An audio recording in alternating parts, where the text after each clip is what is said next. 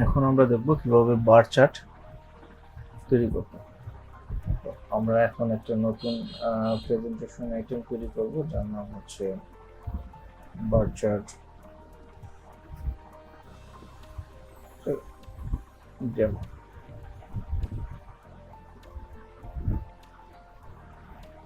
Bar chart একটা data source আমাকে select করতে হবে, সেরকম একটা ডাটা সোর্স নিলাম এবং হচ্ছে আমি স্ট্যাটিক কোয়েরি এখানে দিয়ে দিলাম এবং তার এগেনস্টে আমি বার চার্ট সিলেক্ট করে দিলাম।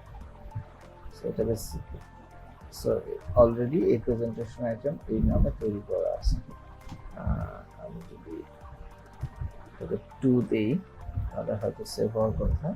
হ্যাঁ, এটা সেভ হয়েছে এবং এটাকে এখন আমি এই যে কোয়েরিটাকে আমি রান করে দেখি এখানে কি আসে। এখানে দুটো কলাম আসছে, একটা হচ্ছে অবজেক্ট আইডি, একটা হচ্ছে ভ্যালু। আমি প্রথমে পাইচার্টের ভিডিওতে বলেছিলাম যে আমাদের এই ইনসাইড ডিবিতে আমরা টাইটেলটাকে এখানে ইউজ না করে আমরা আমাদের অন্য কিছু পারপাসের জন্য এটাকে অবজেক্ট আইডি নাম দেওয়া হয়েছে এবং ভ্যালুটা ভ্যালু হিসেবেই আছে। এটার আরো ডিটেলস আমরা নেক্সট কোন একটা ভিডিওতে আবার এটা সম্পর্কে বলবো। পাই চার্টের ক্ষেত্রে ডিফল্ট যে কনফিগারেশনটা আছে, যেহেতু আমি বার চার্ট সিলেক্ট করেছি, জাস্ট এখানে ক্লিক করলে বার চার্টের রিলেটেড আমাকে কনফিগারেশনটা দিয়ে দেবে, জেসন কনফিগারেশন। তো আমি দেখি আমাদের এই ডিফল্ট কনফিগারেশন দিয়ে আমার আইটেমটা কিভাবে হয়। আমি দেখতে পাচ্ছি যে এই যে আইটেমটা বার চার্টে, এটা কোনো ড্যাশবোর্ডে অ্যাসাইন করা হয়নি। সো আমরা এখন এই আইটেমটাকে একটা ড্যাশবোর্ডে অ্যাসাইন করি।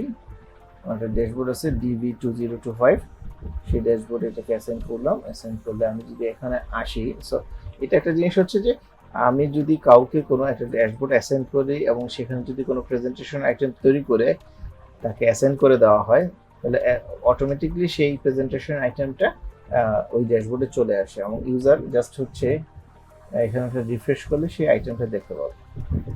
সো এই যে বার চার্টটা এখানে চলে আসছে।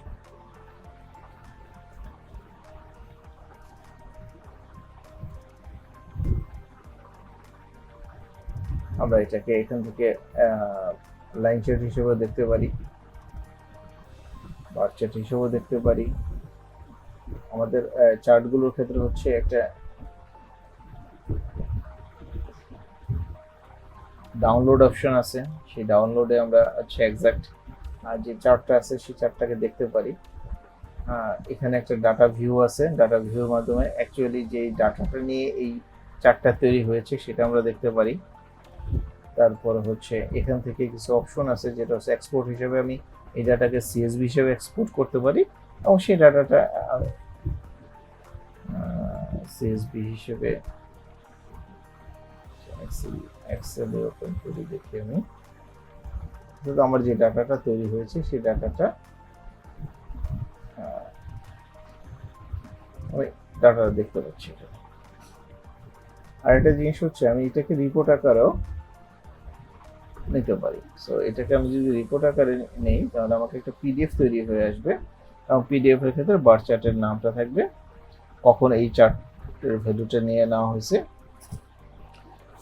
সাথে হচ্ছে চার্টের যেই বার চার্টটা যেরকম ছিল তার একটা ভিজুয়াল রিপ্রেজেন্টেশন এখানে আছে, প্লাস হচ্ছে যে ডাটাটা নিয়ে এটা তৈরি হয়েছে সেই ডাটাটা এখানে দেখানো যাচ্ছে। আচ্ছা, এখন এটার আমি যদি এখন কনফিগারেশন গুলোতে দেখি যে এখানে আর কি করা যাবে। তো বার চার্টের ক্ষেত্রে আমি চাইলে এখানে আমার কালার চেঞ্জ করতে পারবো।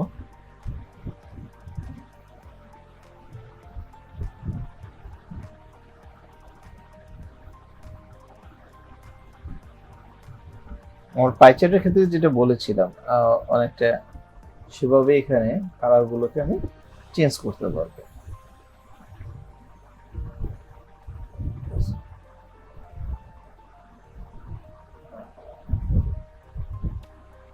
এখানে টেক্সটের কালার,